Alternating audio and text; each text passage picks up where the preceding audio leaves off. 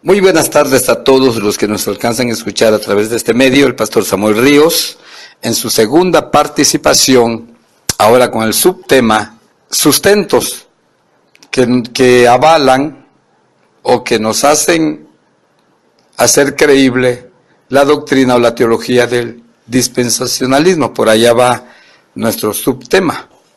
Nuestro país, México, y radicamos en Islas Mujeres de Quintana Roo, parte del paraíso que Dios hizo en la creación en el huerto del Edén. Muy bien, entremos en materia. Hoy voy a sustentar con mi ponencia el dispensacionalismo. Entonces, ¿cuáles son los distintivos de la enseñanza dispensacional? Y aquí vamos a comenzar a entrar en materia directamente. Primero, los dispensacionalistas creen en la inspiración e inerrancia de la Biblia.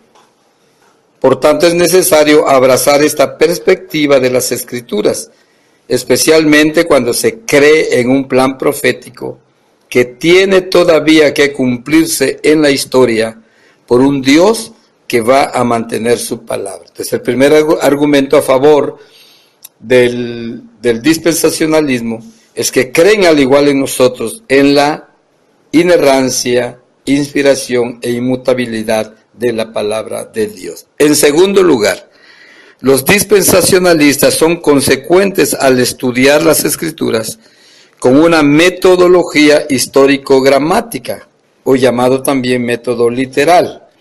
De Génesis a Apocalipsis, la Biblia es interpretada por el dispensacionalismo mediante las mismas normas de gramática y de lenguaje que rigen la interpretación de la literatura general.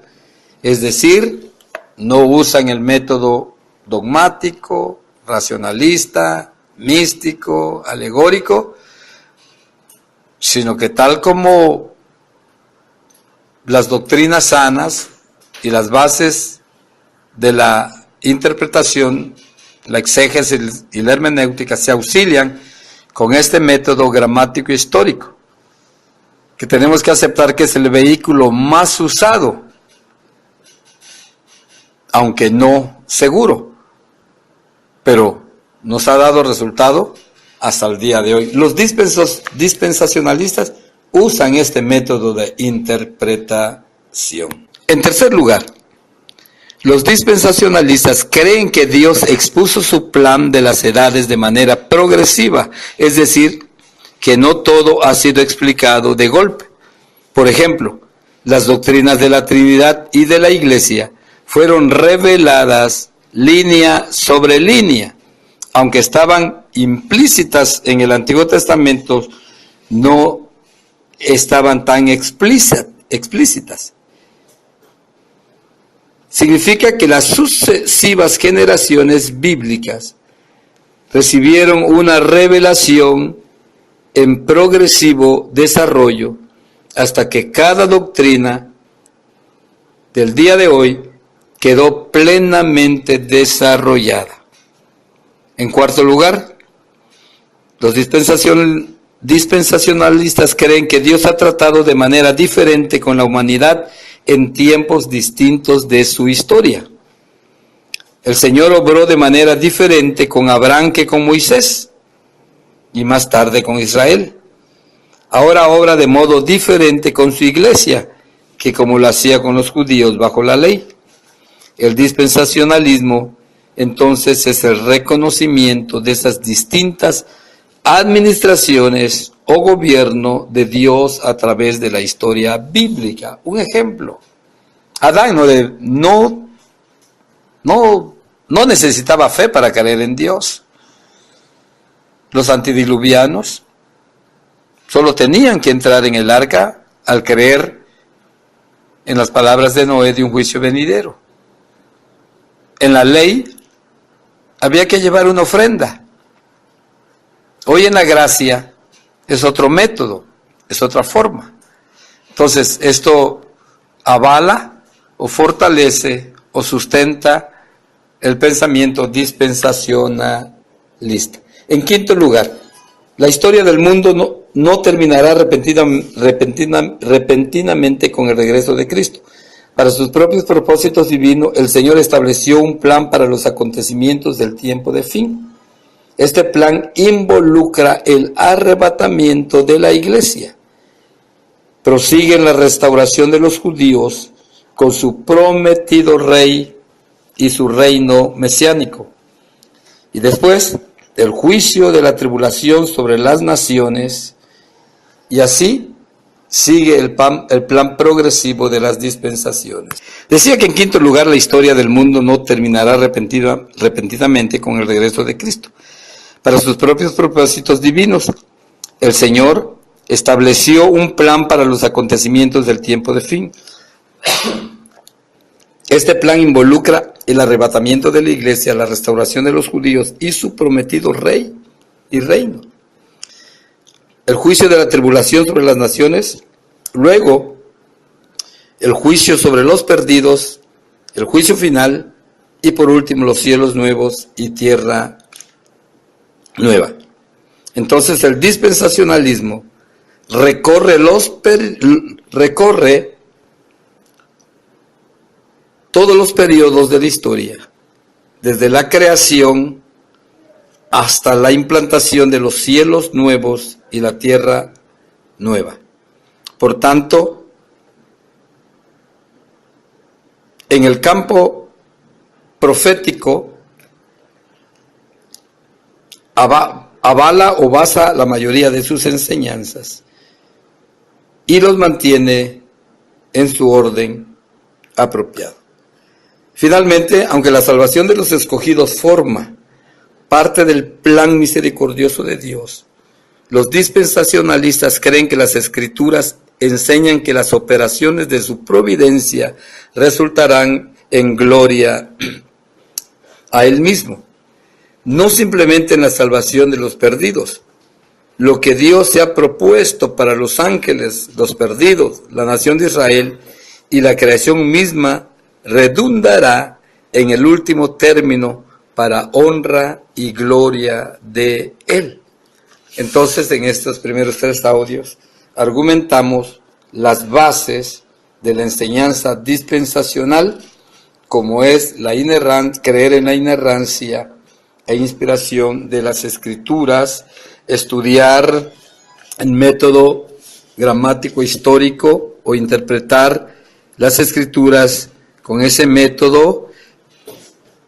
Creen también que Dios expuso su plan para las edades de manera progresiva. También dicen que Dios ha tratado de una manera diferente con la humanidad en tiempos distintos de su historia. Algo más, ellos dicen que la historia del mundo no terminará repentinamente con el regreso de Cristo. Y finalmente, me toca hablar del sistema de teología que el dispensacionalismo usa. La teología dispensacional es un sistema que incorpora 2 conceptos esenciales. El primero es que la iglesia es distinta de Israel. Y el segundo es el propósito global de Dios, es glorificarse a sí mismo, según Efesios 1:6, 12 y 14. Entonces la iglesia es contemplada por el dispensacionalismo como distinta de Israel por 2 razones. La primera es su carácter. En el Antiguo Testamento, Dios estaba tratando de manera primaria con la nación de Israel, que estaba compuesta de los descendientes de Abraham, por medio de Isaac y de Jacob. Por otra parte, la iglesia se compone de judíos y gentiles, creyentes bautizados en el cuerpo de Cristo, según 1 Corintios 12:3, y sobre todo habitados por el Espíritu Santo. Hay también una distinción entre la iglesia e Israel que se basa en el tiempo, es decir, que la era de la iglesia comenzó después de la resurrección de Cristo, Efesios 1:20-22, y de su ascensión, Efesios 4:7-2. Por ello, ya que todos los creyentes de aquella edad y de hoy son bautizados en el cuerpo de Cristo, entonces la era de la iglesia organizacionalmente comenzó con el ministerio, con el derramamiento bautizador de Cristo a través de su Santo Espíritu en el día de Pentecostés, Hechos 2 en adelante. Significa que la iglesia fue inaugurada con el descenso glorioso del Santo Espíritu de Dios, que en las dispensaciones pasadas obraba intermitentemente, es decir, venía, hacía la obra y se iba.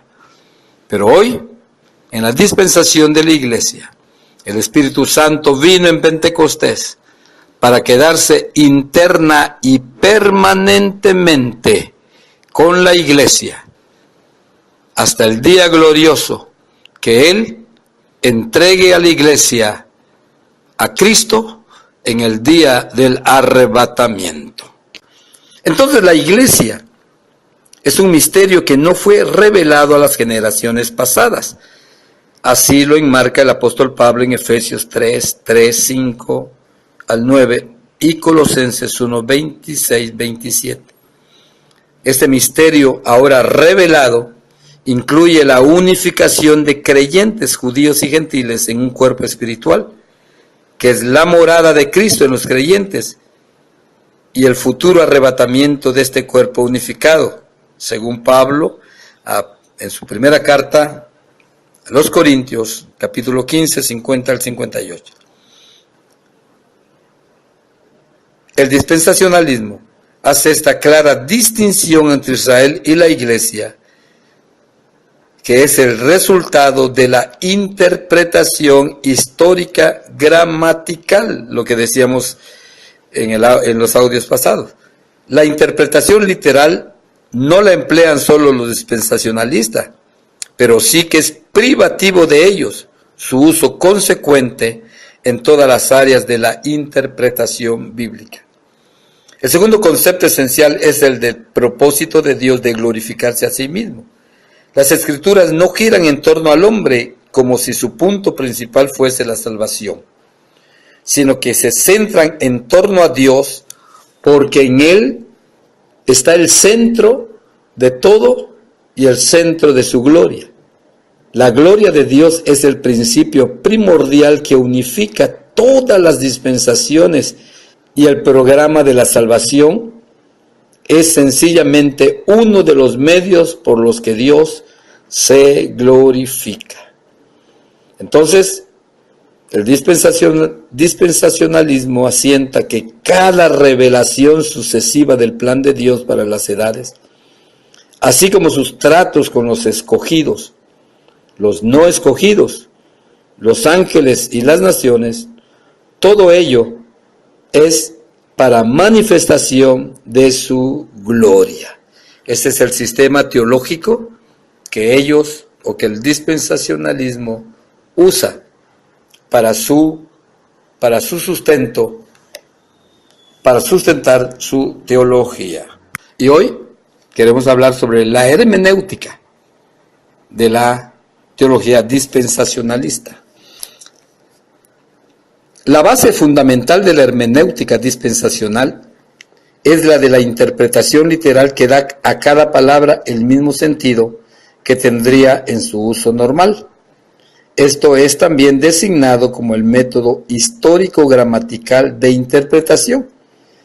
Este principio descansa sobre el sentido normal de las palabras como la aproximación a su comprensión, conocido también como interpretación llana, para no excluir el uso de símbolos, figuras de dicción y tipos. Estos se interpretan de manera llana, a fin de dejar que comuniquen el significado que quieren comunicar al lector.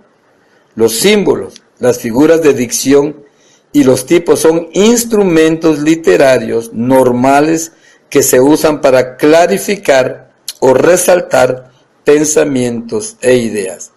Esta posición es sustentada por las siguientes maneras. 1. El lenguaje fue dado por Dios con el propósito de comunicarse con la humanidad. Por tanto, Dios daría su comunicación verbal de la manera más comprensible. De modo, literal y normal. Parece improbable que Dios fuese a emprender revelarse a un pueblo de una manera que solo cause confusión e incertidumbre en su entendimiento de quién es Dios, qué quiere Dios del hombre y de cómo Él obra. Entonces, por esa razón, la hermenéutica que usa es la que mayormente usamos. 2. Las profecías del Antiguo Testamento tocante al nacimiento de Cristo, su crianza, ministerio, muerte y resurrección, se cumplieron todas ellas de manera literal. Es decir, que la hermenéutica del dispensacionalismo es avalada por el cumplimiento literal. Y como el dispensacionalismo, su campo mayoritario de enseñanza es profética, entonces la profecía se cumple para que sea verdadera. Así, el dispensacionalismo normativo es el resultado de la aplicación consecuente del principio hermenéutico básico de interpretación bíblica. Esto no puede afirmarse de ningún otro sistema teológico. La interpretación literal resulta de aceptar el texto de las Escrituras en su sentido evidente, lo cual involucra el reconocimiento de distinciones en la Biblia. Es decir, que la lectura del texto en su sentido evidente y el reconocimiento de distinciones en el progreso de la revelación ponen en evidencia las diferentes economías o dispensaciones que Dios usa en el desenvolvimiento de su programa.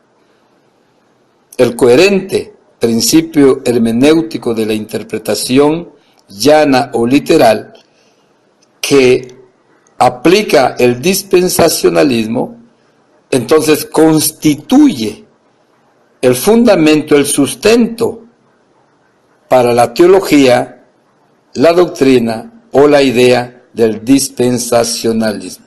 Sin embargo, existen siempre la contraparte, los oponentes del dispensacionalismo, porque ellos dicen que esto llevó a la división de la Biblia en compartimientos, lo que tiene el efecto de destruir su unidad. Bueno, ese es otro tema que le toca a mi amigo y muy respetado profesor Castañeda, al cual vamos a dejar todo el material. Y quiero ir aterrizando estos audios, nombrando solamente, no explicando las divisiones o las dispensaciones. Y la primera dispensación es generalmente designada como inocencia. La segunda dispensación recibe el nombre de conciencia. Luego viene la dispensación del gobierno civil o gobierno humano, también conocido. La cuarta dispensación es la promesa, llamada también gobierno patriarcal. Luego viene el quinto periodo, que es el de la ley, y por último es la dispensación. El sexto periodo es el de la gracia y el último es el milenio. Quiero terminar diciendo lo siguiente. Bajo una dispensación se dan responsabilidades de una mayordomía a todos los que viven bajo una dispensación. Es decir, nadie es observador, todos son actores. Esta responsabilidad significa una actividad, participación para todos los que responden a los principios de la administración y juicio, para aquellos que rechazan sus reglas. Ahí están las dos partes, habría que escoger. Hay aspectos de una dispensación que no necesariamente desaparecen cuando comienza otro periodo. Hay promesas que se dan en una dispensación y que no siempre se cumplen durante aquel periodo. Por ejemplo, las promesas en el Antiguo Testamento acerca del primer advenimiento de Cristo no se cumplieron hasta que Él vino. También hay cosas instruidas o instituidas en una dispensación que prosiguen a lo largo de todas las edades, como la creación del hombre a imagen de Dios. Hay aquellas que se establecen en un periodo y que luego reaparecen en otro. Esto es 9 de los 10, esto es 9 de los 10 mandamientos de la ley, son reformulados como parte de la dispensación de la gracia, aunque las restricciones tocantes a ciertos alimentos quedan abolidas. Otro ejemplo muy claro, cuando se estudian los pactos, que es un tema aparte que no vamos a tocar, pero solo por decir. Hay pactos, hay promesas que Dios dio a Abraham, a su pueblo, que nunca se cumplieron, ni en las edades de oro de Israel con Saúl, David y Salomón, y que sabemos que su cumplimiento o conjugación será precisamente en la última dispensación, es decir, en la del milenio. Por tanto, podemos terminar diciendo que el requerimiento para la salvación, esto es lo maravilloso, permanece él mismo durante todas las dispensaciones, es decir, es por fe, aunque el contenido de la fe difiera en diferentes edades. Hasta aquí nuestra participación, y el miércoles estaremos aportando un poco, y el viernes pues al tanto de nuestro subtema por si hubiera preguntas. Su amigo y pastor Samuel Ríos Navarrete, uno de los subdirectores.